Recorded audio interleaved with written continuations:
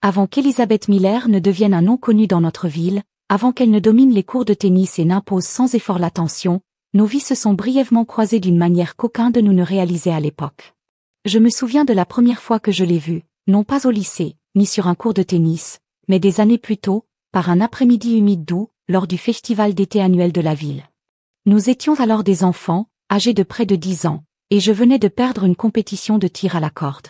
Alors que je boudais près du stand de limonade, elle a sprinté devant moi, sa queue de cheval blonde se balançant derrière elle, riant alors qu'elle poursuivait ses frères. Elle était déjà rapide, ses pas longs et confiants. Cet été-là, mon père m'a emmené pour la première fois chez Miller Manufacturing, où il travaillait comme machiniste avant ma naissance. Je ne comprenais pas vraiment ce qu'il faisait, seulement qu'il rentrait à la maison chaque soir avec une odeur de métal et de graisse. Alors que je me promenais dans l'usine, fasciné par les machines de towering, j'ai aperçu une fille de mon âge debout près des bureaux, les bras croisés, alors qu'elle se disputait avec une réceptionniste. Même sans connaître son nom, je pouvais dire qu'elle était habituée à obtenir ce qu'elle voulait. Des années se sont écoulées avant que je la revoie, cette fois au collège. À ce moment-là, elle était devenue la fille avec qui tout le monde voulait être ou être. J'étais juste un visage parmi la foule, trop maigre, trop calme pour être remarqué. Mes journées étaient consacrées à dessiner des dessins de machines dans la marge de mes cahiers, tandis que les siennes tournaient autour de l'entraînement pour le prochain grand match. Quand le lycée est arrivé, la distance entre nous s'est élargie. Elizabeth Miller et moi avons fréquenté la même école. Même si je doutais fortement qu'elle m'ait jamais remarqué. Elle a pris confiance en elle très tôt, grande, athlétique et dégageant un charisme sans effort qui a fait d'elle le centre d'attention partout où elle allait.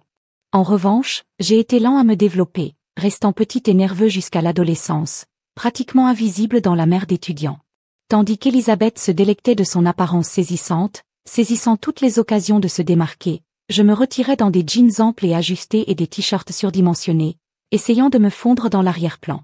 À la rentrée de chaque année scolaire, les autres filles attendaient avec impatience ces dernières déclarations de mode, tandis que personne ne prêtait la moindre attention à la mienne, une joueuse de tennis remarquable depuis l'âge de 10 ans. Sa taille et sa force en faisaient une force sur le terrain. Le cours de gym pour moi était un cauchemar. J'ai toujours été choisie en dernier, mais j'ai trouvé du réconfort en courant en cross-country.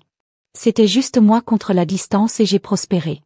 La vie sociale d'Elizabeth était un tourbillon de rendez-vous avec des athlètes et des hommes riches, la mienne était inexistante. Alors qu'elle arrivait chaque automne dans une nouvelle voiture, j'ai roulé sur le même vélo pendant 4 ans. En raison de nos noms de famille, Miller et Mullen, nous nous asseyions souvent l'un à côté de l'autre en classe pendant 4 ans. Elle m'a parlé une fois en me passant un test avec un Kurt. Ici, sa famille possédait Miller Manufacturing, une entreprise employant plus de 160 personnes, dont mon père, machiniste. À la remise des diplômes, Elizabeth était assise à côté de moi dans une robe de bal révélatrice. J'ai eu du mal à garder mon sang-froid. Remarqua-t-elle, souriant narquoisement devant mon inconfort. Après le lycée, j'ai poursuivi des études en génie des procédés. Plus tard, j'ai lu qu'elle avait obtenu une bourse complète de tennis. Son nom apparaissait fréquemment dans la section sportive. L'université m'a changé. J'ai pris 5 pouces, pris 50 livres de muscles et j'ai pris confiance en moi. Dès la première année, j'avais aussi fait mes preuves auprès des femmes.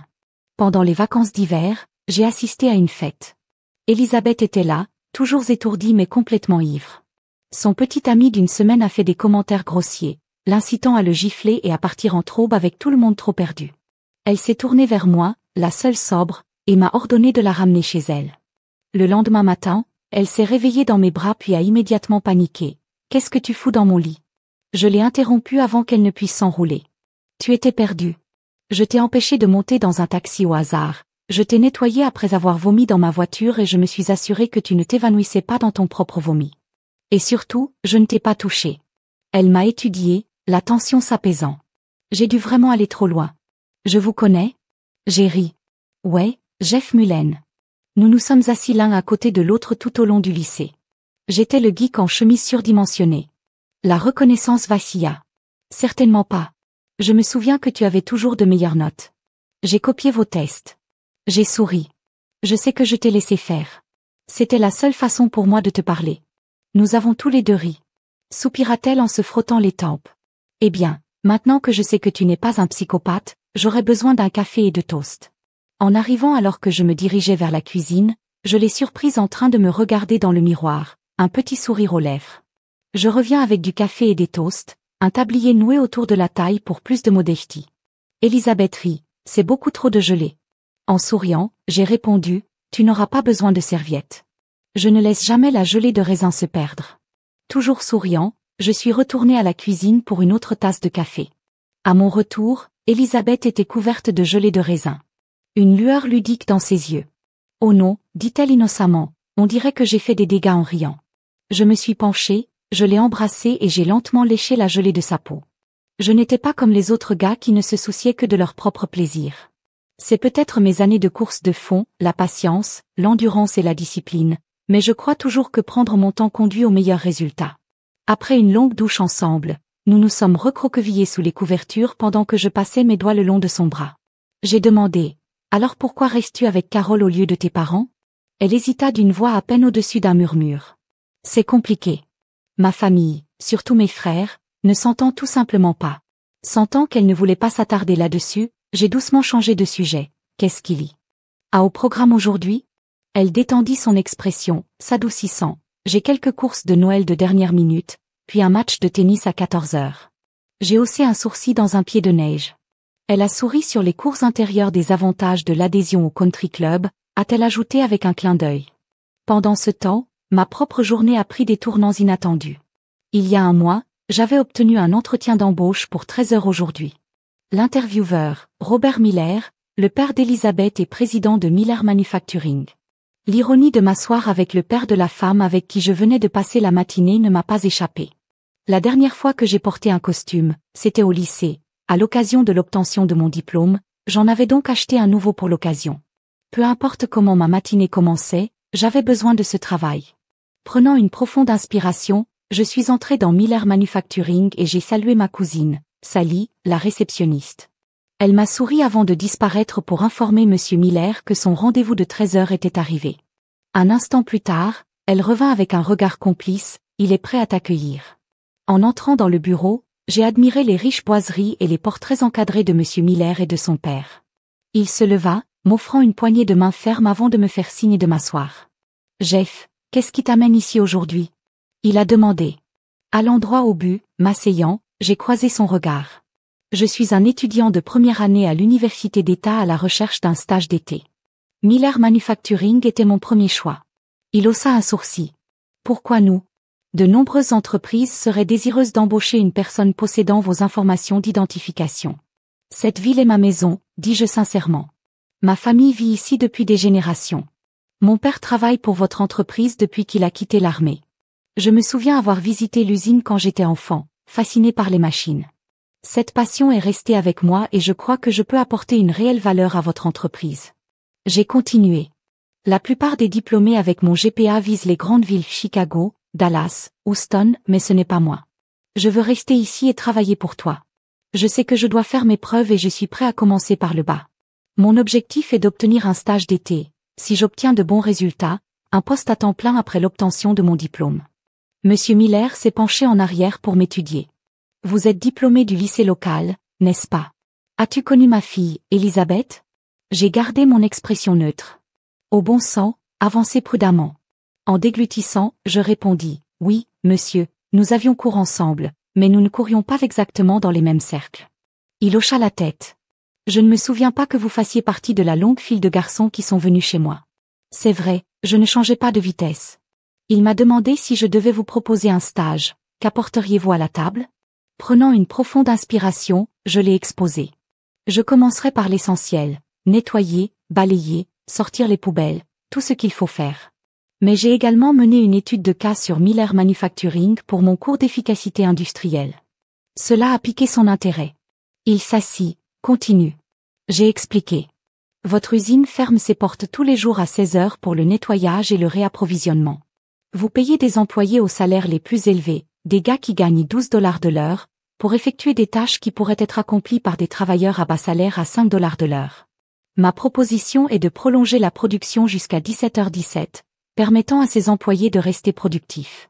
Puis faites venir des stagiaires et du personnel à bas salaire pour le nettoyage. Je lui ai jeté un coup d'œil. Tant que leurs heures restent inférieures à 40 heures par semaine, vous réduirez les coûts tout en maintenant la productivité. Ses sourcils se haussèrent. Vous avez fait des calculs à ce sujet. Oui, monsieur, j'ai un rapport complet, sourit-il. Vous ne l'avez pas encore protégé par copyright, n'est-ce pas? J'ai souri. Pas encore, il rit. Très bien, Jeff, parlons chiffres. Combien toute cette puissance cérébrale va me coûter cet été? Mon approche est la suivante. Simple, monsieur, commencez-moi au salaire minimum. Si je prouve ma valeur, j'obtiendrai des augmentations basées sur mes performances. Il hocha la tête avec approbation. J'aime cet état d'esprit. Des idées nouvelles comme la vôtre pourraient être exactement ce dont nous avons besoin. Considérez-vous embauché comme notre premier stagiaire d'été. Tu veux que je t'envoie un contrat? Je me levai et tendis la main. Pas besoin, monsieur, votre poignée de main me suffit. Avec une poigne ferme, l'accord a été scellé. En sortant du bureau de monsieur Miller, j'ai échangé un regard complice avec Sally à la réception. En marchant dehors, un élan de triomphe m'envahit, un de ces rares moments où tout s'alignait parfaitement. La confiance m'a envahi. Je me sentais imparable, toujours en pleine forme. Je me suis rendu directement au country club pour assister à l'entraînement de tennis d'Elisabeth. Dès que je suis entré, j'ai été accueilli par des craquements aigus de raquettes, de balles rencontrées, de balles échangées avec rapidité et précision. Depuis mon endroit calme, j'ai observé Elisabeth dans son élément, rapide, puissante, implacable. Aucun tir n'est resté sans réponse, aucun mouvement n'a été inutile. J'ai ressenti un surprenant sentiment de fierté. D'une manière ou d'une autre, je faisais désormais partie de sa vie, une pensée qui me paraissait encore surréaliste. Après avoir sécurisé l'ensemble, elle s'essuya le visage avec une serviette et but une gorgée de sa bouteille d'eau. Puis elle m'a repéré, même dans mon costume. Elle m'a reconnu instantanément, m'a souri et m'a fait signe. À la seconde où je suis entré sur le terrain, elle m'a accueilli avec un baiser. J'adore que tu sois venu me voir jouer. En souriant, je l'ai taquiné. Tu brûles une tonne d'énergie ici. Et si je t'emmenais dîner pour que tu puisses faire le plein? Elle rit, les yeux pétillants. Cela ressemble à un plan. Viens me chercher à 18h30, je serai là. Ce soir-là. Autour d'une pizza et d'une bière à de longues heures, nous nous sommes échappés pendant que nous parlions. Il suffisait d'une question et Elisabeth s'ouvrait, comme si elle attendait que quelqu'un l'écoute vraiment. Le tennis n'était pas seulement un sport pour elle, c'était son avenir. Elle rêvait de devenir professionnelle, de concourir au plus haut niveau et éventuellement d'entraîner. Contrairement aux relations passées où les hommes ne se souciaient que d'une chose, elle a admis que cela signifiait beaucoup que je m'intéresse réellement à sa vie en dehors de la chambre. Mais lorsque la conversation s'est tournée vers la famille, son humeur s'est assombrie. Mes frères travaillent pour mon père, dit-elle catégoriquement. L'un est un vendeur véreux, l'autre un comptable veule. Elle a parlé de son père avec un mélange de respect et de distance, reconnaissant son éthique de travail implacable mais soulignant qu'il vivait pratiquement à l'usine. Pour sa mère, cependant, c'était une autre histoire. Chèque insupportable, dit sans embâche Elisabeth, rend la vie misérable pour tout le monde. C'est probablement pour ça que mon père ne rentre jamais à la maison. Sentant que c'était un sujet sensible, j'ai orienté la conversation ailleurs. Puis, sortie de nulle part, elle sourit. Alors c'est quoi ce costume? Tu sais que le tennis est un sport décontracté, n'est-ce pas? J'ai ri. En fait, je connais un peu le tennis. J'ai joué, mais pas à votre niveau. Mais le costume? J'ai eu un entretien aujourd'hui pour un stage d'été. Si les choses se passent bien, j'espère trouver un emploi à temps plein après l'obtention de mon diplôme. Elle se pencha, intriguée. Comment ça s'est vraiment bien passé? J'ai dit que la confiance revenait. J'ai obtenu le poste que je commence en juin. Puis vint la seule question que j'avais espéré éviter. Quelle entreprise? J'ai hésité. Pas moyen de l'édulcorer, Miller Manufacturing. Son sourire disparut. Attends quoi? Tu as eu un rendez-vous avec mon père. Avant que je puisse répondre, elle a tiré des conclusions hâtives. Incroyable. Est-ce que tu m'utilisais juste pour te rapprocher de lui? Sérieusement, elle repoussa sa chaise, prête à partir. Mais j'ai tendu la main par-dessus la table et lui ai pris la main, ferme mais stable. Ses yeux s'écarquillèrent, surprise par mon ton. Gardant ma voix calme, j'ai continué. Elisabeth, j'ai programmé cette interview il y a des semaines, bien avant même que tu te souviennes de mon nom. Nous nous sommes reconnectés il y a quelques jours et nous avons couché ensemble après avoir déjà fait des plans. Tu savais que j'étudiais le génie industriel. Pour quelle autre entreprise dans cette ville pourrais-je travailler? C'est juste une coïncidence. S'il vous plaît, prenez une seconde et réfléchissez avant de supposer le pire. Elle m'a regardé, le regard perçant, mais elle ne s'est pas éloignée. Lentement, elle se rassit, prenant des respirations mesurées comme un joueur de tennis se réinitialisant après un point perdu. Après une longue pause, elle parla enfin. Je t'entends, mais allez, quelles sont les chances? Tu te pointes soudainement la veille de ton rendez-vous avec mon père, le jour même où nous commençons à sortir ensemble? C'est beaucoup trop pratique. J'ai soupiré. Écoute, ton nom est revenu, mais seulement en passant. Ses yeux se plissèrent et il demanda si nous étions dans la même classe. J'ai dit oui, mais que nous ne fréquentions pas les mêmes cercles. C'est ça. Elle attendit, sentant qu'il y avait plus. J'ai hésité, puis j'ai admis. Il a également mentionné qu'il ne se souvenait pas que je sois l'un des nombreux gars qui se sont présentés chez vous. Elisabeth m'a étudié, pesant mes mots, puis lentement sa posture s'est détendue. Tu sais, j'apprécie vraiment ça. Tu me l'as dit d'emblée. Si mon père l'avait mentionné en premier, j'aurais probablement imaginé le pire. J'ai hoché la tête. C'est pourquoi je vous le dis maintenant. Elle expira, la frustration fondant. Mais soyons réalistes, cela va devenir compliqué. Comment pensez-vous que cela nous affectera? J'ai de nouveau attrapé sa main. Je ne sais pas, mais je sais que j'aime être avec toi. Vous êtes l'une des personnes les plus intéressantes que j'ai jamais rencontrées et je veux voir où cela mène. Que je travaille ou non pour ton père ne change rien à cela. S'il ne veut pas de moi, il peut me virer dès mon premier jour. Mais je ne veux pas que quelque chose d'aussi insignifiant nous gêne. Pour la première fois depuis le début de la conversation. Elle a souri. Tu es déterminé, je te l'accorde. Vous avez votre voix, le génie industriel, j'ai la mienne. Tennis. Nous pourrions nous retrouver dans des mondes différents, mais pour l'instant, profitons simplement de cette approche. Elle baissa la voix. En parlant de ça, retournons chez moi. Mais rien n'est éternel. À la fin des vacances, nous sommes tous deux retournés à l'école. Dire au revoir a été plus difficile que prévu. Les yeux d'Elisabeth brillaient de larmes retenues alors que nous nous séparions. Pendant des semaines, nous avons parlé quotidiennement. Puis les appels se sont transformés en emails. Le jour de la Saint-Valentin, nous avons échangé des cartes sincères, remplies d'affection et de promesses de nous revoir bientôt. Le 1er juin, j'ai officiellement commencé mon stage chez Miller Manufacturing. Dès le premier jour, j'avais hâte d'apprendre, absorbant tout ce qui concernait la fabrication, la conception de produits et les opérations de l'usine. Les ouvriers m'ont accueilli et mon enthousiasme n'est pas passé inaperçu. Avoir mon père comme superviseur de département m'a certainement aidé. L'une de mes premières victoires est survenue lorsque M. Miller a approuvé ma proposition visant à transférer les tâches de nettoyage vers des travailleurs à faible salaire, réduisant ainsi les coûts sans affecter la production. Voir mes idées mises en œuvre si rapidement était à la fois valorisant et motivant. Un après-midi de la mi-juin, je poussais un balai dans l'atelier juste avant de fermer quand une voix familière m'a appelé, dégoulinante de moqueries enjouées. Concierge, mon petit ami est concierge. Comme c'est humiliant. Je me suis retournée pour trouver Elisabeth debout, vêtue d'une robe d'été légère, magnifique sans effort. M'avançant vers elle, je suis allée lui faire un câlin, mais elle a levé les mains en souriant. Oh non, je ne serre pas dans mes bras les sales concierges. M'appuyant sur le manche à balai, j'ai souri. D'accord, mais et si ce concierge était aussi un stagiaire ambitieux? Est-ce que ça me vaudrait un câlin? Elle a fait semblant de considérer H peut-être, mais seulement s'il m'emmène dîner. J'ai ri. Traitez l'heure et le lieu. 18 heures, chez mes parents. Elle haussa un sourcil. Je ne suis pas sûre que vous trouverez votre chemin vers le beau côté de la ville, mais si vous n'êtes pas là à 18h05, je n'attendrai pas. Avec un sourire taquin, elle se retourna et s'éloigna, l'ourlet de sa robe se balançant juste assez pour faire rire mes collègues de notre échange. Mais je ne plaisantais pas. J'avais un rendez-vous pour dîner et je n'allais pas être en retard. À 17h45, je me suis garée devant le domaine Miller par le Judas. Elisabeth m'a vu arriver mais n'a pas immédiatement ouvert la porte. Très bien, si elle voulait jouer à des jeux, je jouerais le jeu.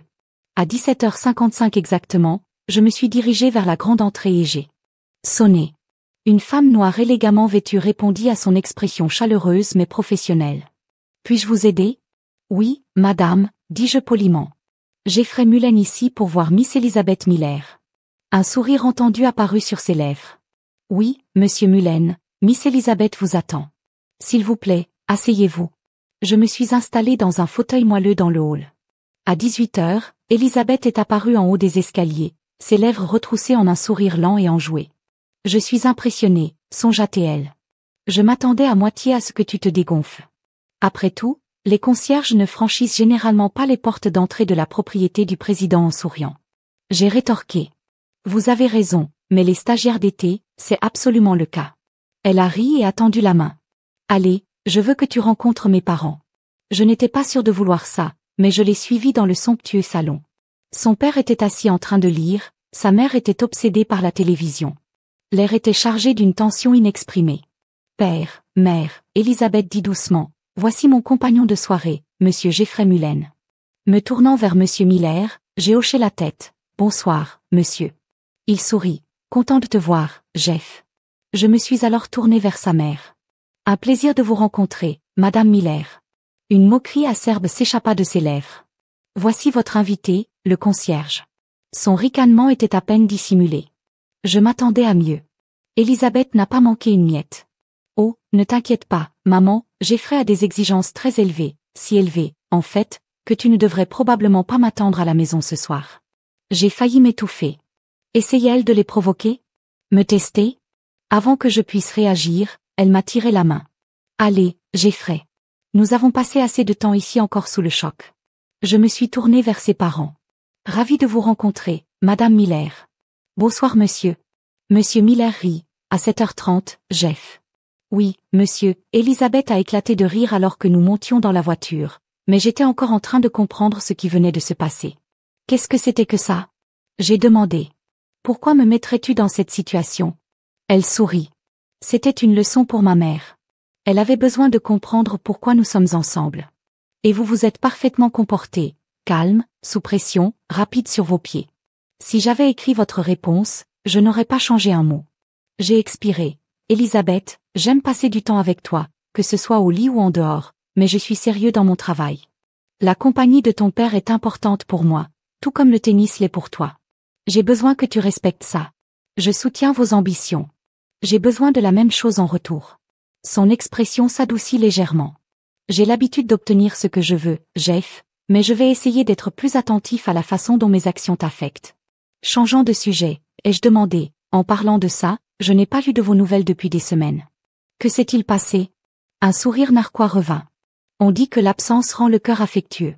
C'était la réponse que tu cherchais? Je secouai la tête. Je sais juste que tu m'as manqué. Son regard s'adoucit. Je suis content, Jeff, cela signifie beaucoup.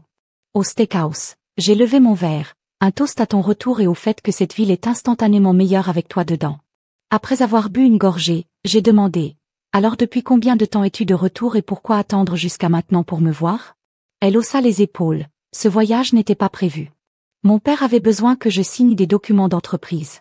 Puisque je fais partie du conseil d'administration de Miller Manufacturing, je devais être ici. J'ai haussé un sourcil. Vous êtes au conseil d'administration. Elisabeth sourit. Jeff, quand tu essaieras de m'impressionner ce soir, souviens-toi que je suis techniquement ton patron. Elle sourit. Je détesterais vous donner une mauvaise évaluation des performances. Surprise, j'ai dit. Oh vraiment, je n'en avais aucune idée. Elle a vu à travers moi. Oh, allez, je sais que vous avez fait vos recherches avant de commencer chez Miller Manufacturing. J'ai teinté mon verre contre le sien avec un sourire entendu. Elle avait raison. Je savais déjà qu'elle et ses frères détenaient 30% de Miller Manufacturing, tandis que les cadres supérieurs en détenaient 10% supplémentaires. Ce qu'elle n'avait peut-être pas réalisé, cependant, c'est que son père conservait le contrôle total sur les droits de vote. Comme j'avais un quart de travail tôt le lendemain matin et qu'Elisabeth dormait peu, notre nuit s'est terminée plus tôt que je ne l'aurais souhaité. À midi, elle était emballée et en route pour le Wisconsin, où elle passait l'été à rebondir entre les camps de tennis, le coaching, le babysitting, les tâches ménagères, bien sûr, à jouer autant que possible. Nous sommes restés en contact par email, appels et lettres occasionnelles, mais au fil des semaines, notre connexion s'est estompée. À Noël, nous parlions à peine. Elle était perdue dans son monde et j'étais pleinement ancré dans le mien. Cet été-là à Miller Manufacturing, c'était une éducation qu'aucune salle de classe ne pouvait offrir. J'ai appris les tenants et les aboutissants de la fabrication de pièces de précision en travaillant sur des projets liés à des géants de l'aérospatiale comme Boeing, Spirit, Arrow Systems et Cessna. Cependant, tout le monde ne m'a pas bien accueilli. John Miller, le frère aîné d'Elisabeth et responsable du marketing de l'entreprise, méprisait ma présence. Une fois qu'il a découvert que je sortais avec sa sœur, son attitude à mon égard n'a fait qu'empirer. John faisait rarement référence à Elisabeth par son nom, utilisant plutôt des surnoms comme patron, sœur ou lorsqu'il se sentait particulièrement mesquin, sorcière et talon. Près d'une décennie de plus, il éprouvait une joie tordue à la provoquer. Malgré son titre, JN était déconnecté du marketing moderne. Sa stratégie était tout droit sortie des années 60, alcool, club de striptease et deals sous haute pression. En réalité, la plupart des clients l'ont complètement contourné, travaillant directement avec les directeurs de magasins pour la tarification et la logistique. Mais cela ne l'a pas empêché de consacrer les fonds de l'entreprise à des fêtes extravagantes et à divertir ses clients. Son père l'a toléré, probablement parce que John ne tiendrait pas une semaine dans un emploi en dehors de l'entreprise familiale. Puis il y a eu Sam, le frère du milieu, un autre type de désastre en tant que directeur des achats. Son travail était crucial, mais il était soit dépassé, soit indifférent. Les retards de production étaient fréquents parce qu'il oubliait de commander du matériel ou achetait les mauvais. Lorsqu'il se présentait, il passait la plupart de son temps à boire du café et à rêver à la pêche. John le défendait souvent, insistant sur le fait qu'Elizabeth l'avait intimidé. En vérité, Sam manquait de drive, restait célibataire et évitait les interactions autant que possible. Pendant que je travaillais, j'ai repéré des inefficacités et j'ai commencé à réfléchir à des solutions. Une idée est restée, un mécanisme de dégagement rapide pour aider les agriculteurs à détacher plus facilement l'équipement du tracteur. Excité, je l'ai dirigé par mon père. Je pense le présenter à Robert. Il l'a fermé immédiatement. Ne vous embêtez pas, Robert le passera à John, qui rit et le lancera. Si Robert le demande plus tard, Jen le rejettera sur Sam, qui ne fera rien. Les bonnes idées ne vont nulle part ici. J'en avais déjà assez vu pour savoir qu'il avait raison. D'innombrables travailleurs avaient proposé des innovations intelligentes et économiques, pour ensuite être ignorés. Frustré, j'ai demandé, et si je le brevetais moi-même? Mon père cède, tu peux essayer, mais ne t'attends pas à du soutien, puisque le droit des brevets faisait partie de mes études d'ingénieur industriel, j'ai décidé de prendre les choses en main. La première étape, créer ma propre entreprise. Et c'est ainsi que Mullen Marketing LLC est né. Chaque moment libre en dehors du travail a été consacré au développement et au test de mon prototype. J'avais besoin d'un conseil en brevet, alors j'ai contacté Craig, un avocat local avec qui j'avais joué au golf à plusieurs reprises. Nous n'étions pas proches, mais il avait des relations. Craig m'a présenté à son ancien colocataire à la faculté de droit, spécialiste des brevets. À la fin de l'été, j'avais déposé 4 demandes de brevets distinctes. Pendant ce temps, Elisabeth et moi avons échangé des courriels et des appels téléphoniques occasionnels. Le tennis a consumé sa vie, l'ingénierie a consumé la mienne. La seule fois où nous nous sommes vus, c'était une seule nuit de Noël. Sa famille avait fait un voyage à Naples, en Floride, réduisant ainsi notre temps. Cette nuit-là était différente. Nous nous sommes reconnectés d'une manière que les mots ne pouvaient pas décrire. La passion, le rire et le confort de la familiarité. Nous avons parlé de l'avenir, de la place que nous pourrions prendre dans la vie de chacun. Aucune conclusion n'a été tirée. Mais la question persistait. Au milieu de mes examens finaux, Craig m'a appelé avec une proposition inattendue. J'ai discuté de vos brevets avec un ami en propriété intellectuelle. Il a dit qu'il était intéressé par votre mécanisme de libération rapide. Accepteriez-vous un chèque de 250 000 $? J'ai failli laisser tomber mon téléphone. Êtes-vous sérieux? Craig rit, oui, et Rec recommande de négocier une redevance de 1 $ par unité vendue pour les 10 prochaines années. Mon cœur battait encore mieux. Puis son ton est devenu sérieux. Écoute, Jeff, garde ça silencieux. Vous avez fait tout votre travail chez Miller Manufacturing et si John le découvre, il essaiera de réclamer une part. Déposez l'argent dans Mullen Marketing et gardez-le séparé de vos finances personnelles. Et Jeff, ne le dis même pas à ton père. Si la nouvelle se répand, les membres de l'entreprise commenceront à parler. Craig avait encore une proposition à me faire. Tu prévois de rester avec tes parents après l'obtention de ton diplôme? Pour l'instant, oui, je l'ai admis, mais pas pour longtemps.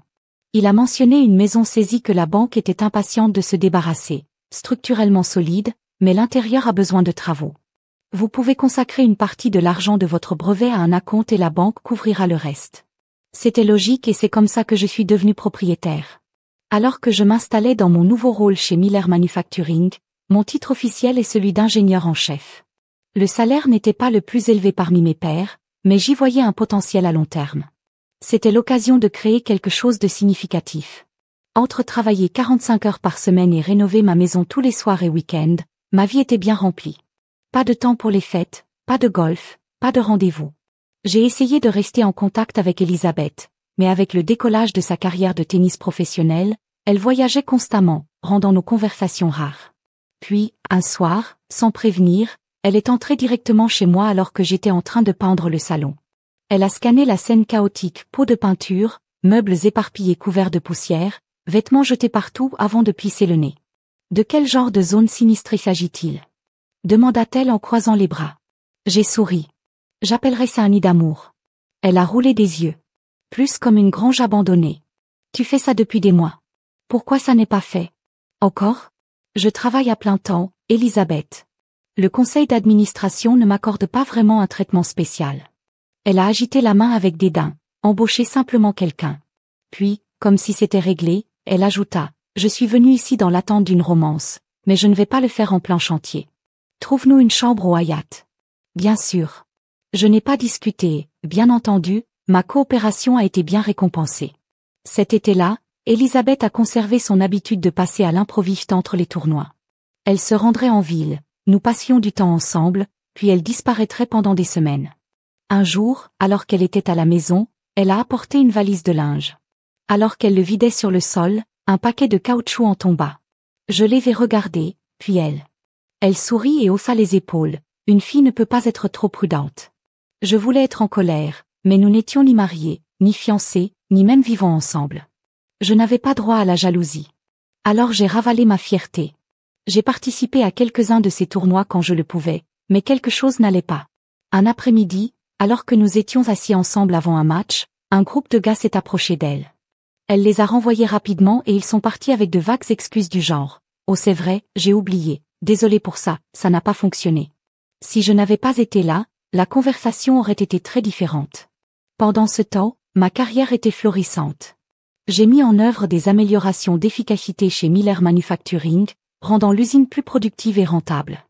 Plus je m'intéressais aux opérations, plus j'avais d'idées pour les brevets. À la fin de ma première année, j'avais économisé une somme substantielle.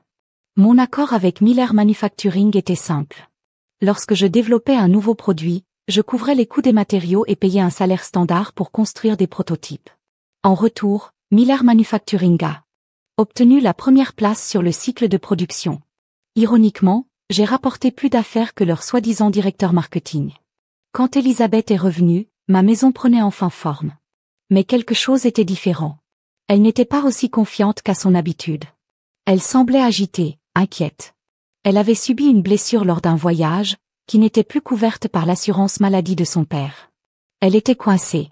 Les congés signifiaient perdre l'argent des prix, et elle n'avait pas envie de retourner chez ses parents. Une idée m'est venue. Pourquoi ne m'épouses-tu pas? J'ai lâché. Elle cligna des yeux. Tu aurais une assurance maladie, un endroit calme pour récupérer et tu serais avec quelqu'un qui t'aime. Je m'attendais à moitié à ce qu'elle en rigole. Au lieu de cela, elle a posé ses mains sur mon visage et a murmuré. C'est vraiment doux et attentionné. Vous savez quoi? Je pense que je vais accepter cette offre. Ce n'était pas la réponse à laquelle je m'attendais, mais je n'allais pas me plaindre. Une femme magnifique et passionnée qui m'aimait et qui se trouvait être riche. Qu'est-ce qui pourrait mal se passer? Planifier le mariage a été un désastre. Elisabeth et sa mère s'étaient toujours affrontées, mais c'était une véritable guerre. Sa mère voulait un grand événement social pour impressionner son cercle d'élite. Elisabeth voulait quelque chose de petit, entouré de sa communauté de tennis et de ses sœurs. Lors de l'une des soi-disant réunions de planification, leurs disputes sont devenues si intenses que personne n'a même reconnu ma mère, et encore moins lui a demandé son avis. Madame Miller m'appelait toujours le concierge. Finalement, ma mère est partie. Personne ne l'a remarqué, personne ne s'en souciait. Elisabeth et moi avons échangé un regard et avons convenu en silence. S'enfuir à Vegas était la meilleure décision que nous aurions pu prendre. Nous étions plus heureux que jamais. Je me suis concentrée sur ma carrière. Elle voyageait pour des tournois et chaque fois qu'elle rentrait à la maison, nous avions exactement ce dont nous avions besoin les uns des autres. Elle ne gagnait pas beaucoup d'argent, mais elle s'en sortait bien grâce aux dividendes trimestriels de Miller Manufacturing. Un jour, j'ai plaisanté. Étant donné que c'est moi qui fais augmenter ces dividendes, peut-être devriez-vous en partager un peu avec moi? Elle sourit. Tu as de la chance, je ne t'ai pas viré et je ne t'ai pas réaffecté au service de conciergerie. Quelques semaines plus tard, j'ai reçu un appel affolé d'Elisabeth. Elle sanglotait, à peine capable de former des mots. Tu veux que je vienne? J'ai demandé. Elle a dit oui. Immédiatement. Cette nuit-là, j'étais dans un avion. Quand je suis arrivée, elle était sur le canapé, un sac de glace posé sur sa jambe surélevée. Elle avait soit déchiré, soit gravement entorse un ligament. Nous avons décidé qu'il valait mieux qu'elle rentre à la maison et se rétablisse correctement. Notre médecin a suspecté une souche mais a programmé une IRM pour en être sûr. Lors de la liste de contrôle prébalayée, l'infirmière a demandé « Pourriez-vous être enceinte ?» Elisabeth a ri « Non, je suis sous contrôle des naissances. » L'infirmière a hoché la tête « Nous avons encore besoin d'un test pour confirmer. » Elisabeth roula des yeux mais se contendit. Quelques minutes plus tard, elle est sortie de la salle de bain pâle et secouée. C'est mal, chuchota-t-elle. Je ne peux pas être enceinte. Je prends mes pilules et j'utilise toujours. Elle s'est coupée au milieu de la phrase. Mon estomac ordonné, utilisez quoi? L'infirmière, remarquant sa détresse, lui a remis un deuxième test. Même résultat.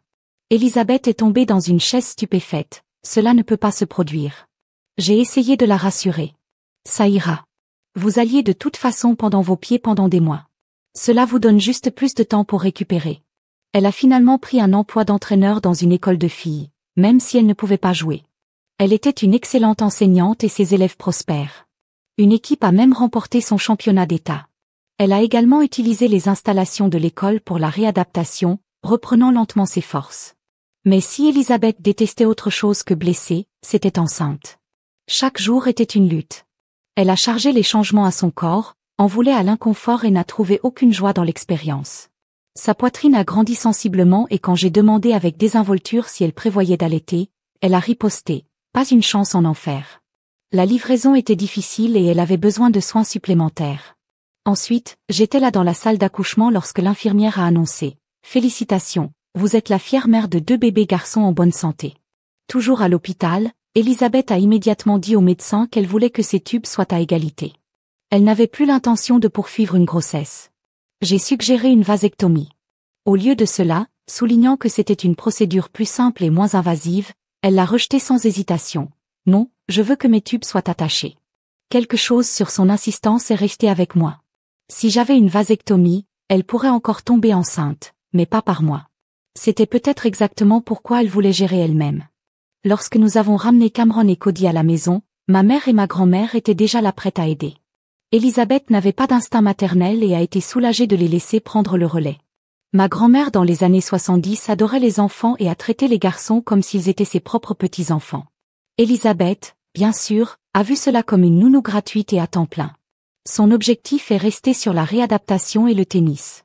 En 1 an, elle était de retour sur le terrain, complètement récupérée. Une fois qu'elle a été physiquement capable.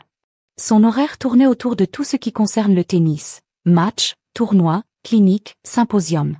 Elle avait beaucoup d'argent, pas de travail et aucun intérêt pour les responsabilités familiales lorsque quelqu'un d'autre pouvait les gérer pour elle. J'avais déjà des doutes sur sa loyauté, alors j'ai embauché un enquêteur privé. Sa voiture était équipée de GPS et d'un enregistreur audio. Son téléphone a été piraté pour des SMS et des emails. C'était une décision coûteuse, mais pas aussi coûteuse que le divorce. Son attitude à la maison a aggravé les choses. Les murs sont la mauvaise couleur. Il n'y a pas assez d'espace de placard. Mes héritages familiaux ne devraient pas être entrelacés. Rien dans notre maison n'a respecté ces normes. J'ai commencé à rentrer tôt à la maison pour aider à plier la lessive, à passer l'aspirateur, à éliminer la poubelle, mais peu importe ce que j'ai fait, ce n'était pas assez bon. Elle a permis sans relâche, traitant tout ce qui me soit connecté comme un inconvénient. La seule joie qu'il me laissait était de passer du temps avec mes fils après le départ de ma mère pour la soirée. Elle détestait vivre dans un quartier middle class, agissant comme si elle était aidée par des gens en dessous d'elle. Pendant ce temps, j'ai travaillé de longues heures pendant qu'elle brûlait ses dividendes trimestriels de fabrication de Miller comme s'ils étaient de l'argent monopole, car un autre chèque est toujours arrivé dans quelques mois. Elle ne s'inquiétait jamais de l'épargne. Elle a fait pression pour un abonnement privé du country club. Séparée de ses parents.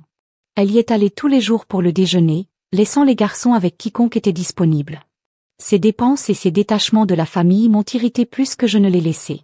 À ce moment-là, j'avais déjà passé un test d'ADN pour confirmer que les garçons étaient à moi. Notre relation autrefois passionnée n'avait diminué à rien. Plus les choses se sont déroulées, plus il est devenu clair qu'il y avait plus de raisons de partir que de rester. Mais s'éloigner n'était pas simple. Elle pourrait utiliser mon amour pour mes fils contre moi. Pire, elle a copropriétaire mon employeur.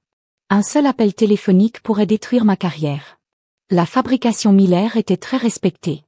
Une mauvaise référence de leur part me suivrait n'importe où. Ironiquement, la sortie est venue d'une source inattendue, l'immobilier. Elisabeth s'est lassée de ces bidonvilles intermédiaires et a insisté pour que nous achetions une maison de plusieurs millions de dollars dans l'annexe du country club. Le prix drainerait tous ses dividendes, mais elle s'en fichait, elle le voulait. Je soupçonnais une partie de sa motivation était la compétition. La maison était plus grande et plus chère que celle de sa mère. Tout en sécurisant des machines CNC haut de gamme pour mon entreprise, Mullen Machine, J'ai également négocié des accords de location avec Miller Manufacturing. Après le décès de Robert Miller, je dirigeais efficacement la plante. JN a tenu le titre de président, mais il m'a déchargé toutes les responsabilités, sauf pour déterminer les paiements de dividendes. Mon rôle a été officiellement mis à niveau vers le directeur des opérations et lorsque j'ai demandé à John une description de poste officielle, il a à peine regardé les yeux. « Écrivez-le vous-même », a-t-il dit avec dédain. C'était exactement ce dont j'avais besoin.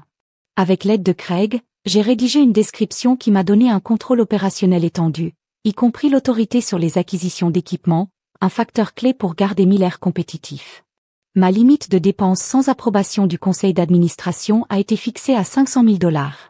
Mullen Machine a acheté de nouveaux équipements et l'a loué à Miller Manufacturing. Les améliorations nécessaires des usines ont abaissé le revenu net, ce qui à son tour réduit les paiements de dividendes. Mon entreprise a prospéré, mais j'avais encore besoin de prêts pour financer l'équipement. À la banque, j'ai demandé, si Elisabeth achète cette maison, cela affectera-t-il mon éligibilité au prêt? Le banquier n'a pas hésité. Si vous êtes financièrement lié à cette propriété, vous ne vous admirerez pas. Elisabeth, en revanche, n'a pas pu obtenir une hypothèque sans mon revenu. Nous étions coincés jusqu'à ce que Craig suggère un accord postnuptial. L'accord a fonctionné comme un règlement de divorce. J'ai perdu toute réclamation sur ses actifs, y compris son stock de fabrication Miller, et mon nom ne serait pas sur l'acte ou l'hypothèque du manoir. Au lieu de cela, j'ai accepté de payer son loyer, la moitié de l'hypothèque plus les taxes et l'assurance. Elisabeth et son avocat pensaient qu'il me déjouait, en veillant à mon éloignement avec rien d'autre que mon petit LLC. Ils n'avaient aucun intérêt à prendre la moitié de ce qu'ils considéraient comme mon entreprise insignifiante. Ils étaient aveugles à la réalité. Miller Manufacturing Stock était en baisse, ce qui signifie que ses dividendes rétréciraient. Elle marchait directement dans un piège financier, celui qu'elle avait construit elle-même. Son avocat, à mon avis, dormait avec elle ou voulait désespérément le faire. C'était la seule explication pour expliquer pourquoi il a laissé prendre des décisions imprudentes sans orientation juridique appropriée. Mais là encore, elle a toujours pensé qu'elle était la personne la plus intelligente de la salle. Avec notre séparation financière finalisée, je me suis tournée vers quelque chose de bien plus important que John Miller. John se noyait endetté, buvant et jouait, vivant bien au-delà de ses moyens. Sa femme, chérie, frustrée par ses dépenses, m'a appelé un soir. « Jeff, je ne sais plus quoi faire. John ne s'arrêtera pas. Pouvez-vous lui parler ?» J'ai soupiré. « Je peux essayer, mais vous savez comment il est. » Quand je l'ai confronté, il ricana. « Vous devriez peut-être vous concentrer sur la maintenance de votre propre femme avant de me dire comment gérer le mien. » J'ai levé les mains. « Assez juste, sachez. Si jamais vous avez besoin d'aide, je suis ici. » Je n'avais aucune intention de l'aider, l'attendant juste qu'il implose pour que je puisse l'acheter. Ce moment est arrivé un mois plus tard lorsqu'il a été arrêté pour un DUI avec des substances illégales dans sa voiture. Désespéré, il m'a appelé. « Jeff, j'ai besoin d'1 million de dollars rapidement. » Sa situation était pire que je ne le pensais, ainsi que des problèmes juridiques. Il devait des dettes de jeu massives à des personnes dangereuses. S'il allait en prison sans payer, il pourrait ne pas sortir. J'ai fait semblant d'hésiter. « Je peux vous prêter 1 million, mais j'ai besoin de vos 6 millions en actions de l'entreprise en garantie. Vous devrez me transférer vos actions et vos droits de vote. » John hésita. « Puis-je les racheter plus tard ? » Bien sûr, j'ai dit en douceur, pour 1 million d'ici 1 an, aucun intérêt. Mais l'accord n'est pas transférable. Vous ne pouvez les vendre à personne d'autre. Trop désespéré pour négocier, John a conclu un accord. Après avoir couvert ses dettes et ses frais juridiques, il restait juste assez pour déménager à Las Vegas, où il a insisté sur le fait qu'il deviendrait un joueur professionnel. C'était tout ce que j'avais besoin de savoir. Il ne serait jamais en mesure d'acheter ses actions. Pour financer l'accord, j'ai utilisé mes actions de fabrication Miller et Mullen Machine comme garantie. Craig a géré les documents juridiques et m'a félicité. J'ai maintenant contrôlé 40% de Miller Manufacturing, y compris des actions de l'employé. Je n'avais besoin que de 11% de plus pour une majorité contrôlante. Sam Miller, quant à lui, était à peine présent. Certains jours, il ne s'est pas présenté du tout. D'autres jours, il était juste assis dans son bureau en regardant fixement par la fenêtre. Un après-midi, je suis entré dans son bureau et j'ai demandé « Ça va, Sam ?» Il poussa un lourd soupir, frottant ses tempes. « Je ne peux plus faire ça. » Il a admis que c'était trop de pression. Mon médecin m'a sur la plus haute dose d'antidépresseurs et cela n'aide pas. « Jeff, je dois sortir avant que ce travail ne me termine. » J'ai hoché la tête, penchant contre le bureau. « Que voulez-vous vraiment faire ? Pour la première fois depuis des années, une étincelle clignote dans ses yeux. Je veux juste disparaître dans ma maison dans les bois de chasse du bois. Pas de stress, pas de responsabilité, pas de personne. Une idée formée instantanément dans mon esprit. Me vendriez-vous vos actions? Ça me secoua la tête. J'ai essayé, mais personne ne veut acheter 30%, pas avec John et Elizabeth impliqués. Ils viseraient tout actionnaire minoritaire et si je vendais, je devrais comprendre comment investir judicieusement l'argent pour le faire durer. Je me penchai légèrement. Et si vous ne vendez pas les actions carrément? Au lieu de cela, je vous paie un montant fixe chaque mois pour le reste de votre vie et vous me transférez la propriété. Ses yeux s'écarquillèrent. Vous feriez vraiment ça? Absolument. Il a hésité combien? J'ai rencontré son regard. De quoi avez-vous besoin pour vivre confortablement? Sam pensa un instant. 10 000 par mois serait plus que suffisant. J'ai dit que je gérerais les documents. Vous pouvez nettoyer votre bureau et démissionner chaque fois que vous êtes prêt. Un soulagement s'est lancé sur son visage. Merci, Jeff. Vous n'avez aucune idée de ce que cela signifie pour moi. Craig a presque éclaté d'excitation quand je lui ai dit le plan. Jeff, il sourit. Sam devrait vivre encore 50 ans pour que cet accord soit égal à la valeur de ses actions. Soyons honnêtes, il ne durera pas 10. J'ai souri. Exactement. Mais il est heureux et c'est tout ce qui compte pour lui. Pendant au moins les 10 prochaines années, vous avez un contrôle total sur la fabrication de Miller, a déclaré Craig, serrant la main. Félicitations, merci, Craig. J'ai répondu. Il est maintenant temps de traiter avec Elizabeth. La maison que j'avais passé tellement de temps à rénover n'avait jamais été assez bonne pour elle. J'ai refusé de le vendre, alors je l'ai gardé comme location. Mes derniers locataires avaient déménagé 5 mois plus tôt et je n'avais pas réussi à en trouver de nouveaux. Cela s'est avéré être un coup de chance. Le 1er septembre, Elizabeth était à New York pour l'US Open, probablement en regardant des matchs, mais se divertit plus probablement avec quelqu'un de nouveau. Pendant ce temps, j'ai emballé les quelques effets personnels que j'ai été autorisé à prendre du manoir et je suis retourné dans mon ancienne maison. Par la tombée de la nuit, les garçons et moi nous sommes installés. Ils avaient cessé de poser des questions sur leur mère. Elle était une présence incohérente depuis si longtemps que son absence s'est à peine enregistrée lorsqu'elle était là. Son comportement froid et détaché les installait. J'ai essayé de l'appeler, sachant très bien que j'interrompais les distractions qu'elle avait alignées. Elle a soit ignoré mes appels, les a envoyés à la messagerie vocale ou a répondu avec des textes dédaigneux Kurt. Il n'y a jamais eu de rappel.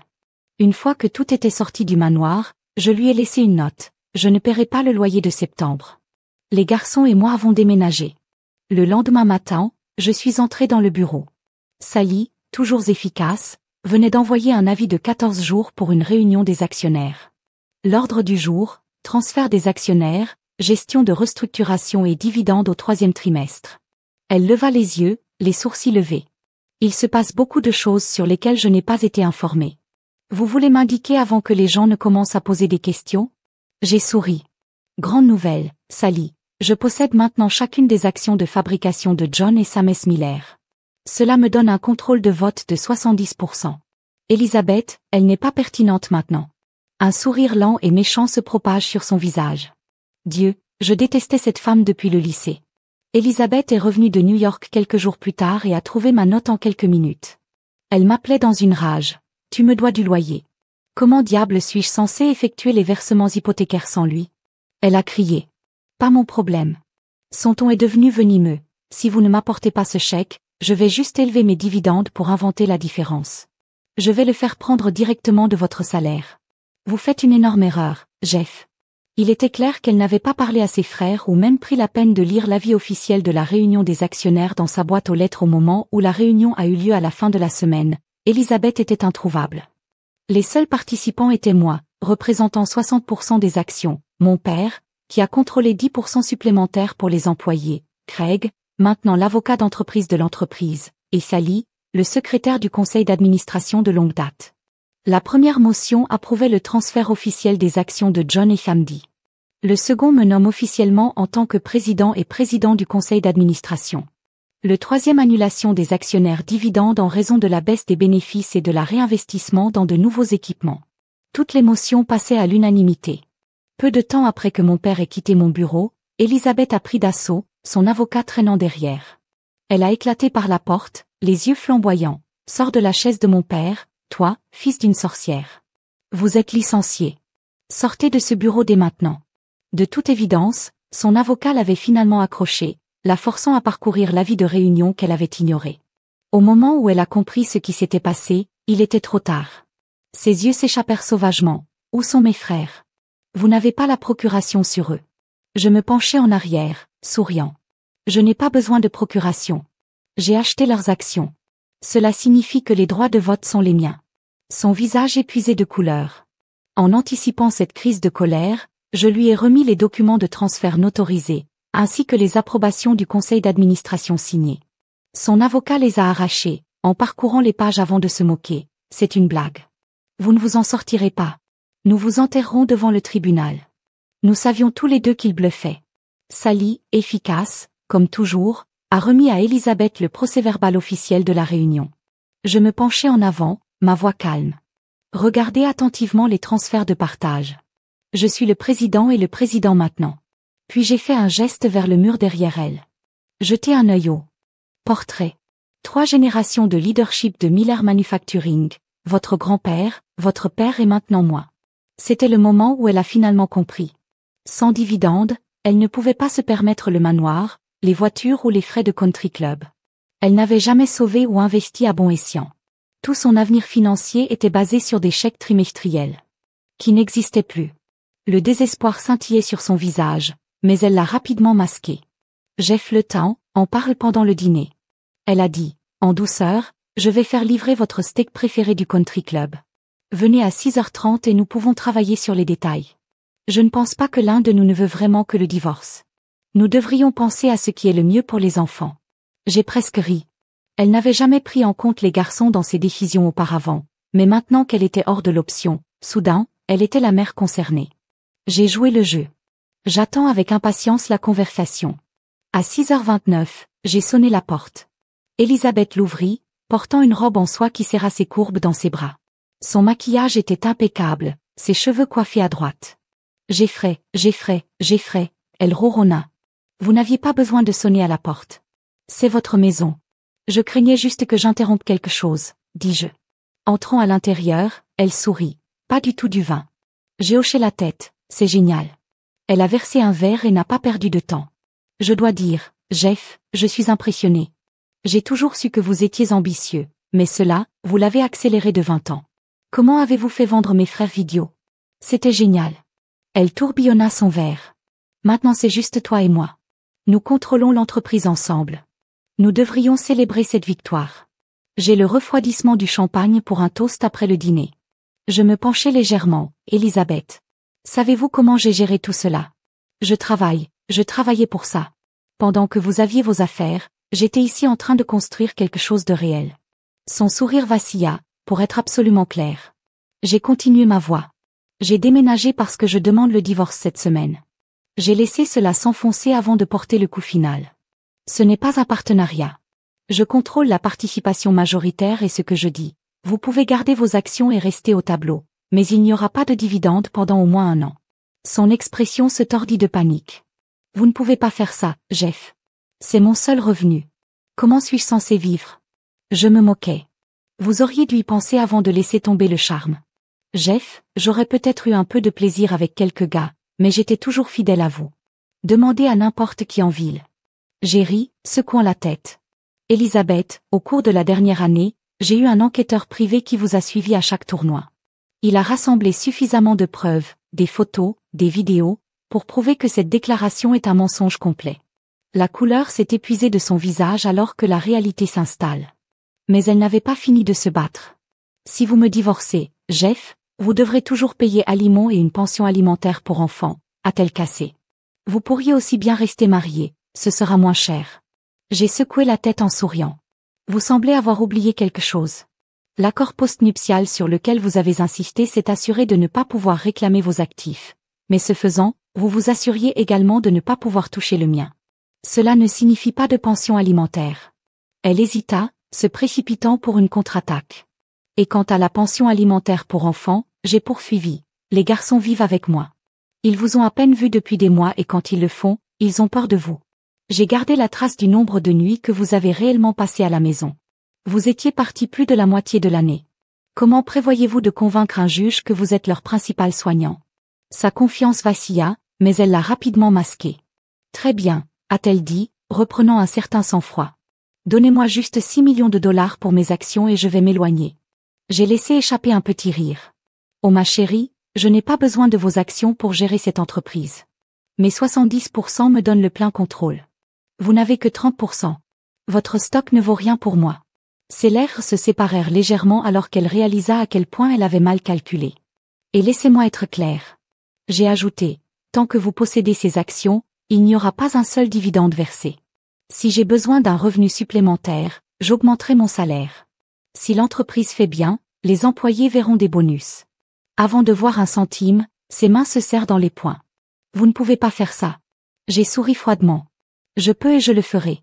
Miller Manufacturing va être un leader de l'industrie. Chaque dollar de profit sera réinvesti dans la technologie, l'expansion et les meilleurs salaires pour nos actionnaires de la main-d'œuvre. Ils peuvent attendre. Elle tremblait. Maintenant, puis achetez-moi, il chuchota TL. Je le ferai, mais pas pour 6 millions. Je me suis penché en avant, savourant le moment. Je vais vous donner 100 grands pour tout votre pieu. C'est la valeur marchande réelle d'un actionnaire minoritaire impuissant dans une entreprise qu'ils ne peuvent pas influencer. Son souffle attelé. Ce n'est pas juste. Non, j'ai accepté, c'est une affaire. Ses doigts se contractèrent alors qu'elle s'accrochait à son dernier espoir. Vous ne me donnerez vraiment pas de pension alimentaire pour enfants. Je secouai la tête. Vous n'avez pas vêté leur mère depuis des années. Ils ne vous demandent même plus sur vous. Et s'ils l'ont fait, j'ai des preuves, des photos, des vidéos, une preuve documentée de votre style de vie, vos absences, vos affaires. Vous les avez abandonnés, Elisabeth. Je ne vous paierai pas pour prétendre le contraire. Des larmes ont jailli dans ses yeux, mais je ne ressentais rien.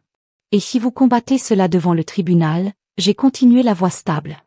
Mon enquêteur a des noms, des horodatages. Nous pouvons assigner les hommes avec lesquels vous avez vété. Ils témoigneront sous serment. Votre réputation sera détruite. Toute la ville verra la vraie Elisabeth Miller. Elle laissa échapper un sanglot étouffé. Pourquoi fais-tu ça, Jeff? Je t'aime depuis des années. Pourquoi? Je me suis expiré lentement, en rencontrant son regard une dernière fois. Vous avez couché avec des dizaines d'hommes après notre mariage. Vous avez disparu pendant des semaines, parfois des mois. Vous ne vous souciez que de vous, des garçons et moi.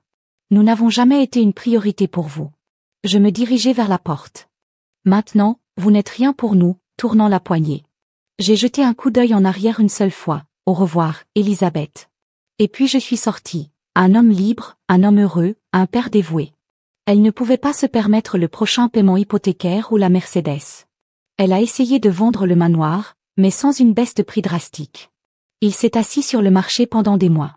Elle n'avait pas de capitaux propres, rien sur lequel se rabattre. Finalement, la banque est saisie, la voiture a été reprise. Pendant ce temps, j'ai continué à diriger une entreprise florissante de plusieurs millions de dollars et je n'aurai plus jamais à traiter avec elle.